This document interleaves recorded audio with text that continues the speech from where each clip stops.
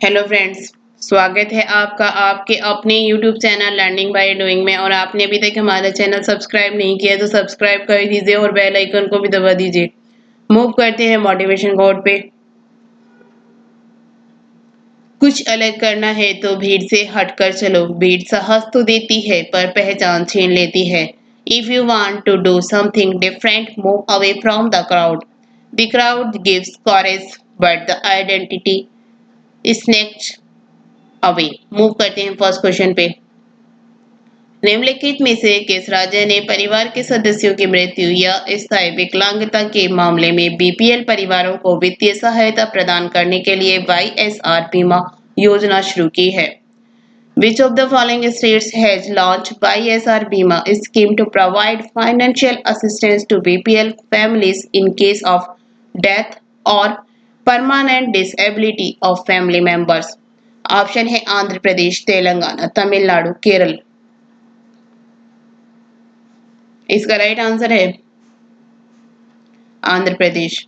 आंध्र प्रदेश सरकार ने बीपीएल परिवारों को मृत्यु या परिवार के सदस्यों की स्थायी विकलांगता के मामले में वित्तीय सहायता प्रदान करने के लिए वाईएसआर बीमा शुरू किया है। Next question.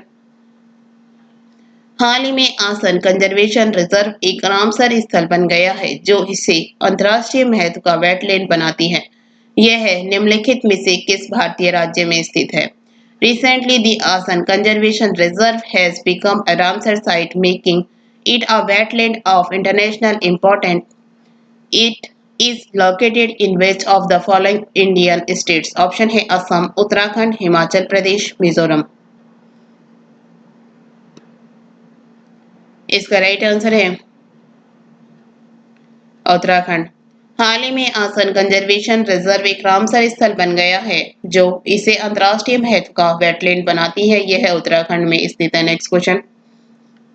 चुनाव आयोग ने लोकसभा और विधानसभा के चुनावी के दौरान उम्मीदवारों के लिए खर्च की सीमा से जुड़े मुद्दों की जांच के लिए 2 सदस्यीय समिति का गठन किया है।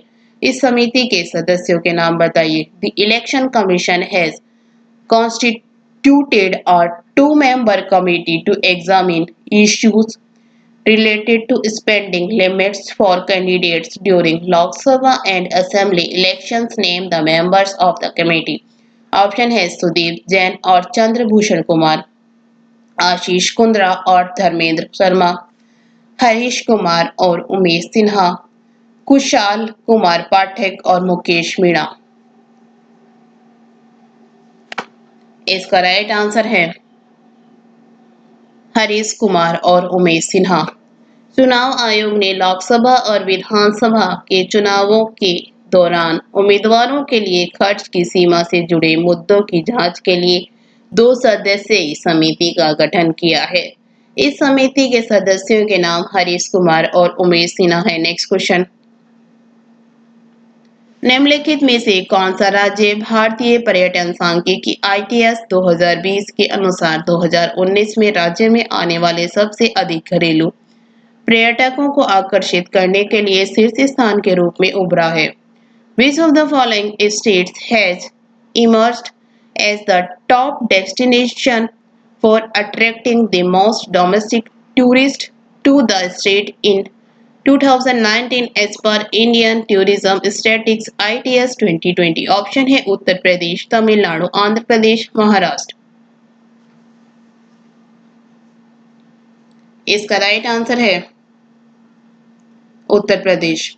उत्तर प्रदेश भारतीय पर्यटन सांख्यिकी ITS 2020 के अनुसार 2019 में राज्य में आने वाले सबसे अधिक घरेलू पर्यटकों को आकर्षित करने के लिए शीर्ष स्थान के रूप में उभरा है। Next question. एशिया में प्रभाव रखने वाले 10 सबसे शक्तिशाली देशों में किस देश को चौथा स्थान प्राप्त हुआ है? Which country is ranked fourth among the 10 most powerful countries having influence in Asia? Option है नेपाल, चीन, जापान, भारत। इसका राइट आंसर है भारत। एशिया में प्रभाव रखने वाले 10 सबसे शक्तिशाली देशों में भारत को चौथा स्थान प्राप्त हुआ है। Next question.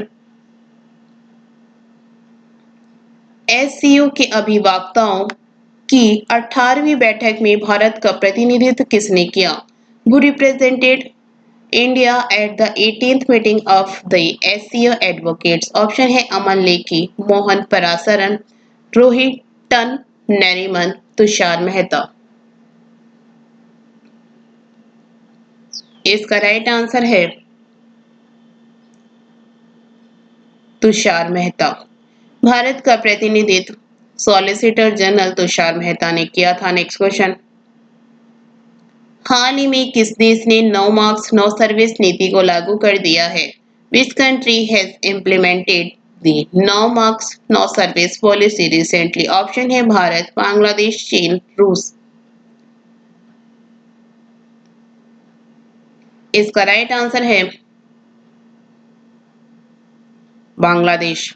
बांग्लादेश सरकार ने नो मास्क नो सर्विस नीति को लागू कर दिया है। प्रधानमंत्री शेख हसीना की अध्यक्षता में कैबिनेट की बैठक ने फैसला किया कि किसी को भी मास्क के बिना कार्यालय में प्रवेश करने की अनुमति नहीं दी जाएगी।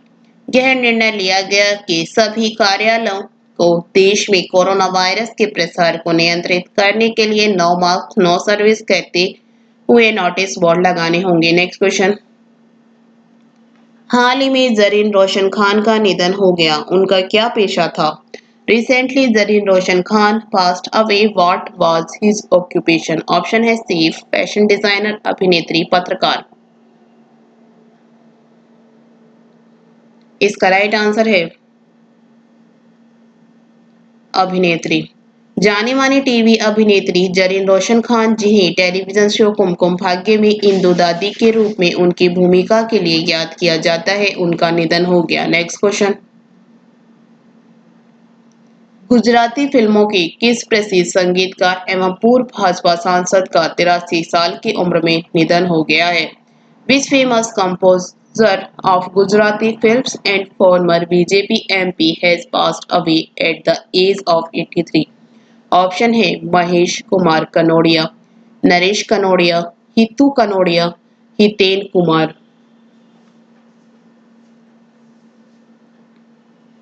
इसका राइट आंसर है महेश कुमार कनोडिया। प्रसिद्ध गुजराती संगीतकार, गायक और पूर्व सांसद महेश कनोडिया का लंबी बीमारी के बाद गांधीनगर स्थित उनके आवास पर निधन हो गया। महेश कनोडिया उत्तरी गुजरात के पाटन से 3 बार भाजपा के विधायक थे। नेक्स्ट क्वेश्चन, निम्नलिखित में से कौन देश टैक्स भुगतान करने के लिए चेहरे की पहचान का उपयोग करने वाला पहला देश बन गया है? Which of the following countries become the first country to use facial recognition to make tax payments? Option है सिंगापुर, चीन, जर्मनी, जापान। इसका राइट आंसर है सिंगापुर। सिंगापुर में ऑनलाइन सरकारी सेवाओं को अब चेहरे की पहचान एक दुनिया में सबसे पहले पहुंचा जा सकता है। नेक्स्ट क्वेश्चन, किस राज्य सरकार ने हाल ही में एकीकृत आदर्श कृषि ग्राम योजना की शुरुआत की? Which state government recently launched the integrated Adarsh Krishi Gram योजना? ऑप्शन है बिहार, कर्नाटक, उत्तराखंड, केरल। इसका राइट आंसर है उत्तराखंड। उत्तराखंड के मुख्यमंत्री त्रिवेंद्र सिंह रावत ने हाल ही में एकीकृत आदर्श कृषि ग्राम योजना की शुरुआत की। आदर्श कृषि ग्राम योजना एक पहल है जो किसानों की अर्थव्यवस्था को मजबूत करने और उनकी आय को दुगना करने के लिए एक मील का पत्थर साबित होगी। नेक्स्ट क्वेश्चन, निम्नलिखित में से किस राज्य ने हाल ही में बिजली उपभोक्ता सेवा पोर्टल मो विद्युत और एक मोबाइल ऐप लॉन्च की है? Which of the following states has recently launched electricity consumer service portal मो विद्युत and a mobile app? Option है पंजाब, पश्चिम बंगाल, उड़ीसा, बिहार। इसका राइट आंसर है उड़ीसा। उड़ीसा के मुख्यमंत्री नवीन पटनायक ने वीडियो कॉन्फ्रेंस के माध्यम से बिजली उपभोक्ता सेवा पोर्टल मो विद्युत और एक मोबाइल ऐप लॉन्च किया है। नेक्स्ट क्वेश्चन, हाल ही में आलोक वर्मा को किस राज्य की लोक सेवा आयोग का अध्यक्ष नियुक्त किया गया है? Recently, Alok Verma has been appointed as the chairman of Public Service Commission of which state? Option है बिहार, उड़ीसा, हरियाणा, पंजाब। इसका राइट आंसर है हरियाणा। हरियाणा के राज्यपाल सत्यदेव नारायण आर्य ने हाल ही में सेवानिवृत्त आईएफएस अधिकारी आलोक वर्मा को हरियाणा लोक सेवा आयोग के अध्यक्ष के तौर पर शपथ दिलाई। वे सीएम के एडीसी टूर के अलावा अन्य अहम विभागों का जिम्मा संभाल चुके हैं। नेक्स्ट क्वेश्चन, स्टेल एप्स ने किस राज्य के डेयरी किसानों के लिए अपनी तरह का पहला पूरी तरह से स्वचालित प्रत्यक्ष भुगतान प्लेटफॉर्म मोपे लॉन्च किया है? Stellapps has launched MoPay, the first of its kind fully automated direct payment platform for dairy farmer of which state? Option है गुजरात, मध्य प्रदेश, पंजाब, राजस्थान। इसका राइट आंसर है Rajasthan. IIT Madras incubated dairy tech startup Stellapps ने राजस्थान में dairy किसानों के लिए एक पहला अपनी तरह का पूरी तरह से स्वचालित प्रत्यक्ष भुगतान मंच मोपे शुरू किया है। Next question, financial action task force FATF ने हाल ही में किस देश को ग्रे लिस्ट में बरकरार रखा है? Which country has recently retained the grey list by the Financial Action Task Force FATF? Option है नेपाल, जापान, भारत, पाकिस्तान। इसका राइट आंसर है Pakistan. Financial action task force FATF ने हाल ही में पाकिस्तान को ग्रे लिस्ट में ही रखा है। इसकी घोषणा एफएटीएफ के अध्यक्ष मार्कस क्लियर ने की। Financial action task force FATF एक अंतर सरकारी निकाय है। Thank you. वीडियो अच्छी लगी तो लाइक करना, दोस्तों के साथ शेयर करना, चैनल पर नहीं हो तो चैनल सब्सक्राइब करना। Thank you.